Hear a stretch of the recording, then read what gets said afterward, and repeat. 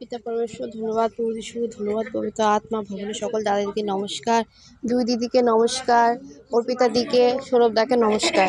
আমার পিতার, আমি জয়া দত্ত, আমার বাড়ির রায়করণী। আমার পিতার প্রথম সাক্ষী হলো আমার ঠাকুমা 21শে এপ্রিল রাত 12টার পর গত হলো।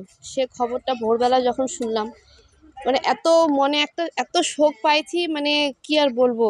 তো যেহেতু আমার মা মারা যাওয়ার পর আমার ঠাকুমা আমাকে ছোট থেকে মানুষ করছে। ঠাকুমাই একমাত্র আমার সম্বল ছিল, সে সম্বল।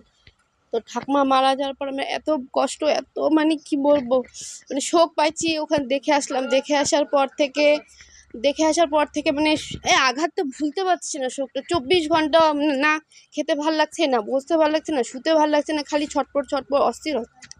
তারপরে আমার বর চুনিদাকে ফোন করে, চুনিদাকে চাঙ্গার কথা বলে, চুনিদা চাঙ্গায় দিল। চাঙ্গায় দেওয়ার পর তারপর থেকে ভাল লাগছিল।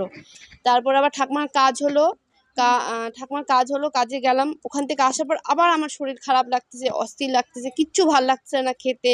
সে দিন রাত সবসময় খালি একটা জিনিসই, খালি মুখ ভাসে আসে।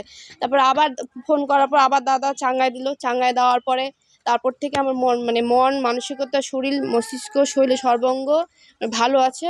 এখন আমি ভালো আছি, সুস্থ আছি, চাঙ্গা আছি। এটাই আমার সাক্ষী। আর ছোট বড় যত সাক্ষী আছে সব প্রভুর চরণে দিলাম। পিতা পরমেশ্বর ধন্যবাদ, প্রভু যিশুকে ধন্যবাদ, পবিত্র আত্মা ধন্যবাদ, সকল ভবনের সকল দাদাদিকে আমার নমস্কার, দুই দিদিকে নমস্কার, অর্পিতাদিকে, সৌরভদাকে আমার নমস্কার।